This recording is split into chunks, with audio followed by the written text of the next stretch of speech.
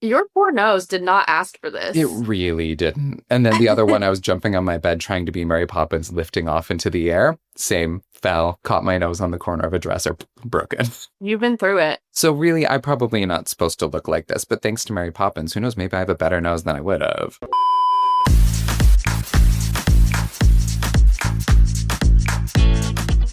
Welcome back to Whyte Noise. I'm so excited about our guest today. She is literally styled by magic. So you are literally the most magical person we've had so far. It's fabulous Chelsea Watson. Chelsea, thank you so much. Hi, Chelsea. Hi, guys. Thank you so much for having me. I'm very excited. And you're friends with Liz, our last guest. And Yes. she was like, I know exactly who your next guest should be. And so I'm just so thrilled you could make it. Yeah, I was actually telling Ryan earlier, I met Liz about 7 years ago at this point at Disney's Hollywood Studios. I was there shooting content, and her husband, now husband, Colin, they approached me. They're like, she's like, I follow you on Instagram, which was a crazy moment for me. And we've been friends ever since. And she's just so cool. I love her style. No one does cool girl Disney style quite like her. And like I told Ryan, we were just together for May the 4th at Hollywood Studios. We had a great time. She helped me get this insane shot with all the lightsabers, her and her friend Lauren did. And yeah, it was crazy. And now you live near Disney. You can see the fireworks, hear the train as you were telling us. Yeah, in the mornings when I'm walking our dog Pascal, he's a golden retriever. We literally hear the train in the morning. We can hear the electrical water parade at night. We obviously can see the fireworks.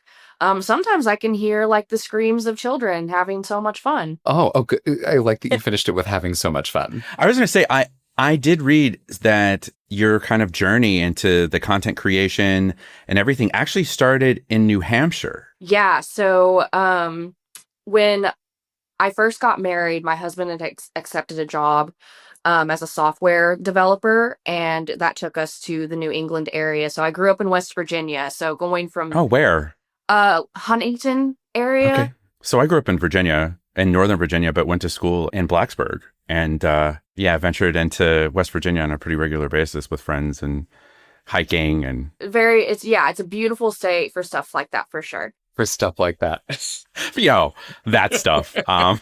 No, don't get me wrong. I'm very proud of my roots, but as we all grow. Yeah, so exactly. We moved to New Hampshire, and I was honestly quite literally, I got very depressed and lonely because I didn't have any friends. I was very young at the time. I did get married young. I've been with my husband since I was 15. We got married when I was 20. Oh, whoa. We actually celebrate our 10-year anniversary in a couple days. So Happy anniversary. Cheers. thank you. So yeah, we moved there. I didn't have any friends at the time. We were broke because he's just fresh out of college. We only had one car, and he had to take it to work every day. So I'm trapped at home every day. And I started posting on social media as a creative outlet. I started with beauty blogging though, and I did lots of makeup reviews and things like that. And I was actually inspired by my friend Jill. She has an account called Disney Girl Beauty, and that's how I discovered this whole space, was because of her. I followed her from the time that I still lived in West Virginia, and now we're also best friends. Kind of in your own way, you kind of brought the magic to your own situation to kind of uplift and really, I guess in reality, that's kind of what Disney's about, right? Yeah, no, for sure. For me, it gave me not only more purpose, but it also, I, to this day, have some of my best friends to thank for that. And I've had, Jill's been my friend now for going on a decade, which is kind of crazy awesome to think about. And I met her on the internet through our love of Disney and makeup, and yeah. See, that's the lovely side of social media, bringing that connection, because I've had that a lot too with different people, because I got into doing content creation for a little bit, and it was all Schitt's Creek stuff, and I just found some really lovely people and some lifelong friends because of that. Yeah, So, for sure. I love It's definitely, there is a beautiful side to it. Mm-hmm. It's it's a coin. You just get it, one or the other. When you were in New Hampshire at some point, did you know you were always going, did you know you'd be proximate to Disney World? Did you know you'd move back there? Was this on the vision board, or did you just know it was always going to happen? It was on the vision board, but I quite literally could never have actually fathomed that I would be here right now, like in this moment. I'm like, I put this on delusion. Like, I just like say things and I hope that they happen. And a lot of times they do. And it seems to work for me. Michael and I both do that. We do a lot of that too. Oh, yeah. We, at the time, whenever I started really getting into trying to do this full time, and I really told myself like, hey, you can do this at the time, that space was not tapped into really at all. There weren't many people. I'd probably say there were less than 10 of us doing this when I started, like doing Disney influencing content creation type thing. You're OG. Yeah. I'm a fossil, quite literally, because things have definitely progressed. I feel like the Disney content creator community is very massive now. It became very lucrative, especially during the pandemic. At the time, I had friends here, so I was traveling to Disney from New Hampshire as often as I could. Like, I would say once every 1 to 2 months, I would come down, shoot as much content as I could, like fashion content in that time. I would bring in like a huge tote bag and do multiple outfits in a day and shoot that way. And then I came back from one trip and I like told my husband, I was like, sit with me. We sat on the floor and I'm like, do you want to form an alliance? No, I was like, How no, very do you want survivor of you. And I was like, I would really like to chase this dream. Do you think there's any possibility or any way we could move to Florida? And he ended up asking his work, like, hey, could I go remote?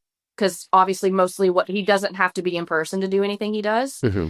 And so we made the move to Florida, and we lived in Celebration at first, which, if you don't know any Disney history, Celebration was a community originally built by Disney to be like this kind of like ideal community. We lived there for a little bit, and then we bought a house right behind Magic Kingdom. Well, this is all perfect since our topic today centers around Disney, obviously. Could you imagine if we were like, today's topic is actually kumquats? How do you feel? I will tell you, that is how we operated for a while. We'd be like, hey. Oh, wow. Yeah. So at least like we know this is a topic that clearly you feel passionate about. But it's not just Disney. The specific thing we were given was Club 33. I am not a member. That's out of my tax bracket. Yes. But have you been? I have been to a few of the lounges here at Disney World. I've never been to the OG one in Disneyland, which is like a Disney bucket list item for me. I've always wanted to go.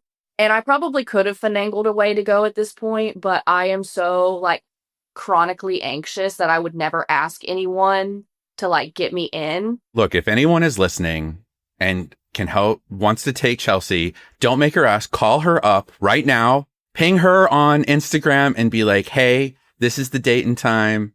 Come with me. Let's do it. Let's go to New Orleans. Let's go to the Club 33 there. Yeah. Let's do it. So I'm doing it for you. You're going. Thank you. Oh my gosh. Again, I'm delusional. I'm somehow met you and now it's hopefully going to happen. We're all manifesting this together. Yeah. Because also I'm sure whatever you wear will be spectacular. Because I do love that like your content is a blend of like really beautiful outfits and really cool outfits, I will say. Thanks. And then also Disney. So it's like this great little combination of interests. Yeah, that's definitely kind of why the account was just not like styled by Disney or something like that. I wanted magic to kind of encompass a whole range of things, and that's not just limited to Disney. There's magic. I feel like there's magic in every day. Like I feel like you have to actively seek that out, and so that's kind of my motto. Love it. So I try, and we're getting ready to go to Scotland for our anniversary. And so I've planned like really fun content for there. So Merida from Brave, Outlander content, because I'm a huge Outlander fan. So a lot of fandom stuff, a lot of pop culture, things of that nature that really inspire me. Oh, yeah, cool. Scotland's fabulous, by the way. You're going to love it. Yeah. No, but yeah, not to like get off topic. I know we're talking Club 33. For me, like, I know a lot of people want to go, like to go to Club 33 for the kind of status of it, but I am actually just so, like, the history of it. Like, I want to go in there and know that, like, I was in a place where so many legends have been in, like, there's I don't know if you know like the kind of things that are in Club 33, but like they have the table from the Mary Poppins movie. I just want to touch it, you know?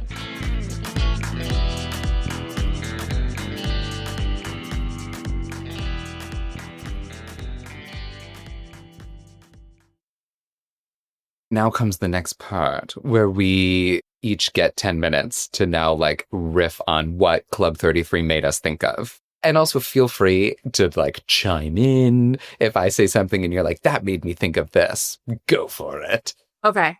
So and we'll keep time, no worries. Which one of us would you like to hear go first? Let's do like Ryan, you're on top. I'll just have you go first. Great. I love when Ryan goes first because he tends to actually research. Okay, Ryan, are you ready? I'm ready. Okay, and go. Of course, I did do like a little bit of research and found some interesting things here and there. I kind of have a game, if you will, kind of planned for us, Chelsea, for the last half of it. We'll see how this goes. So Club 33, Walt Disney was inspired by the World's Fair and the VIP lounges at the World's Fair and was like, we need something like this for Disney. And the original intention was to be like a sponsors lounge. So if you sponsored or co-sponsored something with Disney, a perk was you got access to this specialty lounge for business, for whatever else, mixing and mingling with other sponsors, etc. Right? It's located at 33 Royal Street in New Orleans Square in Disney World, which I think is also proximate to his apartment as well. Sorry, it's in Disneyland. Oh, my bad. So, Disneyland. That's what I meant to say. No. I don't mean to. It's just like, no. I didn't want people to be like confused. But yeah, it's Disneyland, so in California. And by the way, it's worth noting, the past two podcasts have actually, the topics have taken us to Anaheim, California, because Vans was also actually, Vans, which was the topic last week, was started in 1966 in Anaheim, California. And that is the same time frame. So it was started to be built in 1966 and then actually opened in 1967. Odd coincidence, I think. I'd be interested in if you know what the answer is. So I've heard that the 33 is either representative of the address, which is 33 Royal Street, or it's representative of the original 33 sponsors that it was intended to host. I've heard both of those things, but honestly, I think I've always kind of thought it was the sponsor thing more. And I feel like, because it like what came first, the chicken or the egg? I'm trying to remember if New Orleans Square was built that way already, and then it already was like. I think it was built into New Orleans Square. So I think yes, to your point, like in other words, they gave it 33 Royal Street. They gave it the 33 address because the 33 was a pre-existing number. Okay. Yeah. Makes sense to me. That's what I've always thought too. But again, like, I think a lot of misinformation kind of goes around about Disney because like it becomes like lore in and of itself, and people will say things like, "Oh, like Walt Disney, his ashes are poured in Haunted Mansion" or something like, or you know, like I thought his head was frozen. Yes, or his head is cryogenically frozen, like so they can bring him back to life. These things, yeah, they just kind of like snowball until it becomes like a complete not truth. Now I'm going to tell you, if that does happen, that is some magic. Yeah. But it turns out in like the 80s and 90s, the 80s to 90s is where basically the corporate sponsorship thing started to dwindle off, and they started to realize that there was a lot of personal interest in having this thing. So they turned it into this club with very exclusive access. Reading that, like, it's not necessarily about making money. Now, I would disagree with that now. I do think it's probably a money thing, a bit of a money thing now, but the marketing, the mystique, the kind of question and intrigue that surrounds it, are like big drivers for it. That's where it kind of evolved to. I read that there was a shakeup in 2012, which was pretty controversial because they made a majority of the members reapply for access, and they raised the cost to anywhere from $25,000 to $50,000 per year. There's a $15,000 a year membership fee, and there's a 10 to 15 year waiting list. Yeah, so it's quite crazy. And again, you were mentioning like the mystique of it and like the fact that it feels like this like unattainable thing. Yeah, obviously you have to have a lot of money, or you have to at least want to expend your money on that. But even just getting on the list, like that's your first biggest hurdle, and that's harder than getting the money together, I think. Yeah, apparently they're also weird about that. Like they do deep financial checks with you because they want to know that you could sustainably pay to be a member. So in other words, if they can't substantiate the fact that you can be an ongoing member and continue to pay, they won't let you in. Like you might be able to do the first year, but they don't see it as like you get a year of it, you're in it. Like if you get in, they want you in for life sort of thing. Wow. Yeah. I did read, how much time do I have, Michael? Because I want to get to my... 4.5 minutes. You know what? There is like, I did read like a couple drama stories, like Rebel Wilson fucked up and posted some photos. And then I did think it was interesting that Katy Perry auctioned off access to it for charity, got $160,000 for the charity for it. I read that she didn't get in any trouble for it, and it was actually related to the fact that the PR person for Katy Perry basically called up Disney and said, you have two options. You can get Katy Perry in trouble for this and blacklist her, or do whatever you want, but we will also come out and say it's unfortunate that Disney doesn't want to operate in support of, I think, whatever the charity was, or be okay. Ooh. Yeah, so it ended up being a little bit of a headbutting, and everyone was like, you know what we're going to do? We're all just going to say nothing and pretend like it didn't happen. Yeah, they're very strict about things like you can only take pictures so like Rebel posted pictures like inside. You cannot do that. There's like 2 places you're allowed to take pictures in Club 33 and share publicly, and that's the balcony, and that kind of overlooks like there's Pirates of the Caribbean, that kind of like area. Public space. And then there's and then there's the courtyard. As you're going into Club 33, there's like a little courtyard and a staircase that goes up. And so that's usually the picture that people do. You ready to play the game? Yes. I'm ready. So the game is this or that. And I have various different topics for you, and be interested to see which one you would choose. So the first question is, it's labeled Flex or Fantasy. Would you take a long-term Club 33 membership and never get to post about it in any way, shape, or form? Or would you pick a one-time 21 Royal Suite dinner that you could chat about and share about and have that experience? And by the way, it's worth noting that Royal Suite dinner is a $15,000 add-on if you're a Club 33 member. So it's a very exclusive thing to get into. So part of me wants to say, take the membership and just don't ever post about it. But I also, like, that's the thing. Just because you have a membership, every time you go, you still have to, you're still paying for everything. It's not like, oh, your membership gets you free food and drinks while you're there. No. And it's still very expensive from what I've read. It's not. Yeah, you're still paying for everything. So for me, I think in a way, like, yeah, it would be cool to have that. But I think doing the 21 Royal Street, and not even necessarily being able to talk about it, but just being able to like do that and also go to Club 33 and be like, hey, yeah, I've been there. And it's like, I checked a thing off my bucket list. I feel like I'm in the same boat with you. Cool, I would do the fancy dinner. I would do the fancy experience. I feel like that would be cool. I'm with you as well. 1,000%. All right. I got the next one is access. So, would you take a free Genie Plus Lightning Lane for Life Pass, or would you take private park access once a year with no other perks?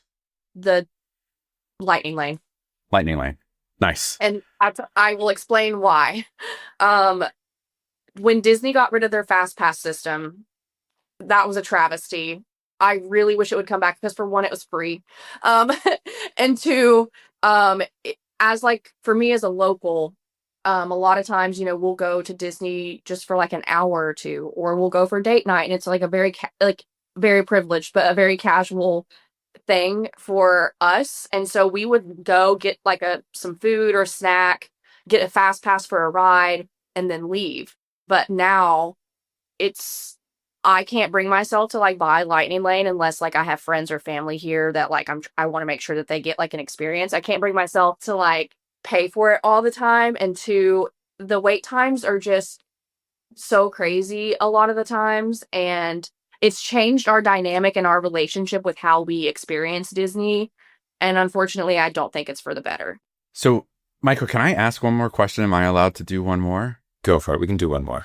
All right. So I jumped through. I had a few more, but I'm jumping to this one based upon something that you shared earlier. So this one is kind of like the ultimate question, right? So if you had the option to hang with Walt Disney himself in 1955 in Disneyland and have the experience with him, or if I was going to lean on what we talked about earlier, they unfreeze that head and bring him back to life, versus design your own land in a future Disney park. Which one do you choose? Oh, man. I'm going to say design my own land. I say that because of Walt's legacy, in the sense that when he was creating Disney, they had WED Enterprises, which was basically where Imagineering started, right? So he really cultivated and brought in these insanely talented people to create the parks, to do all the theming, from Mary Blair, who did concept art and did the all the stuff for It's a Small World. It's just like there's so many people to admire. Like Joe Rohde, he's or was an Imagineer and did Animal Kingdom. I think Walt's legacy of then getting to meet the people who have come from his legacy and then build a park with them is just as much a like tribute to Walt as getting to go back in time and like see him. And I was going to say, the only thing that's going to drive me crazy now is I'm going to be humming It's a Small World for the rest of the day, which I did want to say, just because I was like, I don't like the way Disney World operates. Still love you, Disney. Yeah. You're great. I just, no, like, it's just, I do miss the fast pass system. I miss like the accessibility of that. No, you're just constructive criticism. Again, yeah, sorry. I didn't want to like, I'm not like trying to like bash or anything. I guarantee Disney has heard that feedback plenty of times over at this point. So I mean, I've definitely like rage posted, bring back fast pass. See, so this is not new information.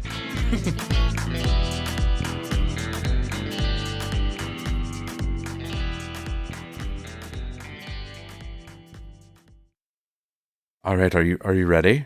Let's do it. All right, ready, set, go. Okay, great. So, Club 33. It was interesting to learn about that. And it's funny, Ryan, we almost never researched the same things, but we did this time. Because I was like, well, where did it originate? And I was like, oh, from the VIP lounge in the World's Fair. And I do think it's really interesting. I learned that was the first real like corporate VIP lounge. Was at the World's Fair in the 1960s in New York. That was the first time that like companies did these like sponsored VIP lounges for people, which I thought was fascinating. And it's because in my head, VIP lounges have been around forever. But the technical thing, it was really that. And then Disney, like it sounds like was the first real like permanent VIP lounge was this one. So it's yet again, Disney on the forefront of something. Because technically, there were airline VIP lounges in airports. Like the first one, I believe, was in the 1930s at LaGuardia. I think it was American Airlines. So maybe that's where they got the idea for the World's Fair. But again, I feel like that's different because that was more for like people who, you know, it's airport lounges as we know them now, like memberships and stuff. No, interesting enough, speaking of like sponsors and like how that started, a lot of attractions at Disney will be like sponsored by something. So like Test Track at Walt Disney World and Epcot GM. is sponsored. It's sponsored by GM. And so GM actually had a VIP lounge above Test Track, and you could only get access to it if you were a GM employee. So, and my cousin, who was like my brother, he was a GM employee. And so when we went to Disney, we could have went, but we unfortunately it got there and it had already closed for the day. But yeah, it's like it's a lounge specifically for the sponsor, which is GM. But I just think it's so interesting that those weren't a thing until this. Like really, yeah. The World's Fair, because that was temporary. So really, it sounds like this experience at Disney was the first time that this was a permanent thing, which I just think is fascinating. I feel like Walt Disney was like on the forefront of a lot of those kinds of ideas, or definitely at least the people that like he was employing. Like, as you guys maybe know, It's a Small World debuted at the World's Fair. Oh, I didn't know. No. Yeah, so It's a Small World was literally World's Fair, and it ended up being so popular and such like a, you know, kind of like groundbreaking thing for the time that they disassembled it and brought it to Disneyland. So yeah, it was like reconstructed there. Oh, cool. And just when I thought I had gotten the song out of my head, it is back. Well, we'll see. Maybe we'll swap out another one for you. So you kind of went into where I was going to go. So now personal stories then. So my thing with Disney, because obviously Club 33 Disney, it makes me think of injuries. And I'll tell you why. Oh, I know why. So different and multiple ones, right? So the original ones are from Mary Poppins. So I love Mary Poppins. When I was a child, that was my favorite movie. I was a horrible sleeper. And so when I was 3, I learned how to use the VCR. And like, I would go, like, after everybody went to sleep, I would be up in the middle of the night just watching Mary Poppins. And like, when I was like 3 or 4, I could say like Dosha Sally Expius Fragicali Rupus. I had it down. I knew the step in time choreography, loved it.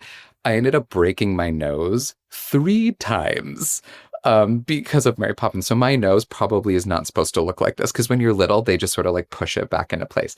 So over the course of 1 year, so the first time I was sliding down the banister of my house because I wanted to be Mary Poppins, fell off onto the tile entryway floor, face planted, and broke my nose. Another time I was trying to do the step in time dance and there's a part in it where they're dancing on a rail, just sort of like doing high kicks.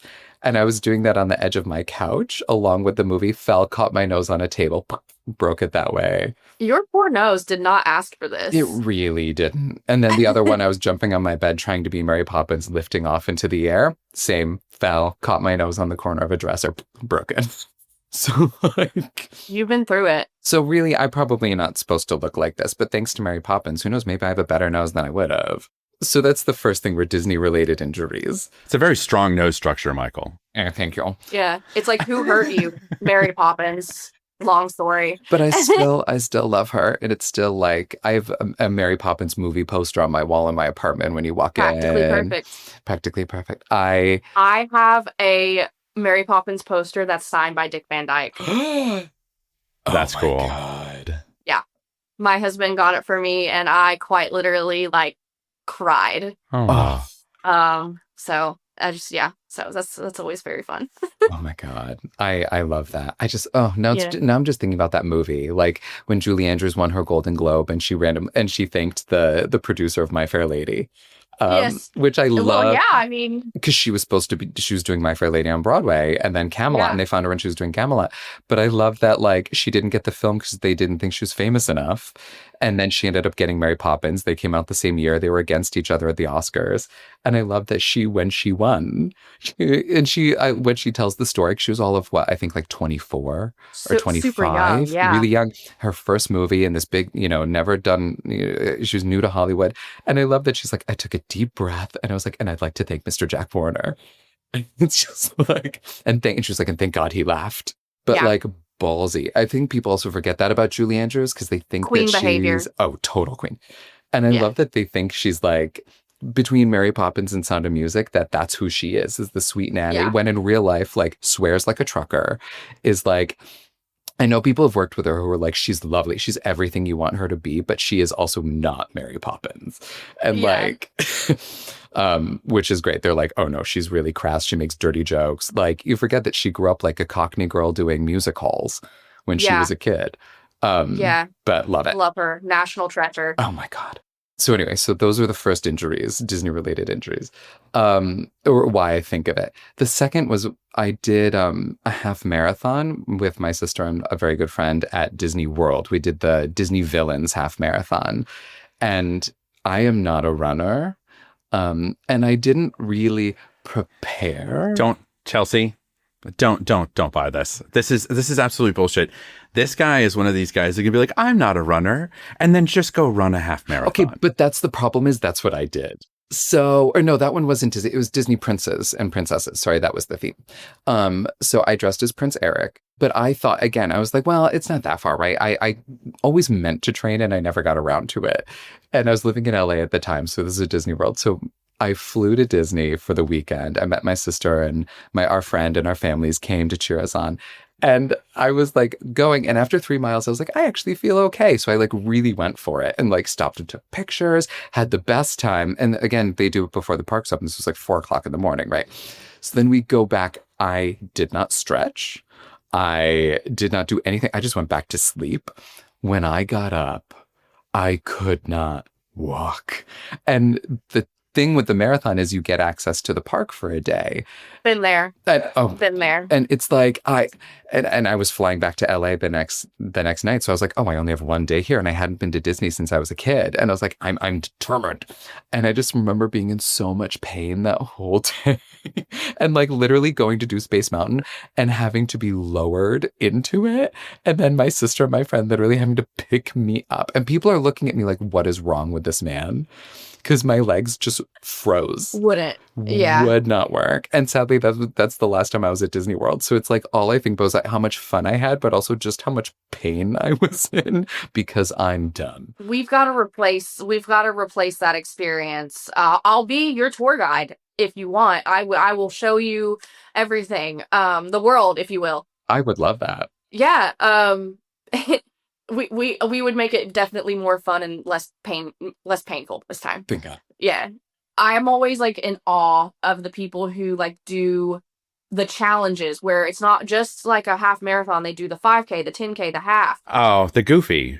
Isn't that called the Goofy? Don't you get the Goofy medal? There's like the Dopey challenge. Like there's... Or Dopey or something like that. Yeah. And then I see them, they've done all three, and then they're like trucking around Epcot, drinking around the world like it's nothing. And I'm like, you are a different breed. Mm-hmm. Like, I cannot do that. I wish I could be that person, but I've done the Disney marathon. Oh, you did the full marathon? I've done the full marathon. That was my one and only. That was also the one where the person who talked me into doing it abandoned me around mile 8. Oh no. Well, my last one was, it's a sadder story, but anyway, real long story short, I went to go do another Disney half marathon at Disneyland. We didn't end up making it. We ended up in the hospital for a lot of anyway, that's a different story. But so didn't end up getting to do it because I was with my sister and she ended up getting hurt. So we didn't get to do the race. But we were talking to the nurses and they were like, we sort of prep for these because so many people are dum-dums like me who don't prepare for these races. And they all end up like hurting themselves, pulling something and have to go to the ER. And they were like, but it's really cute because they're all in costumes and they're themed.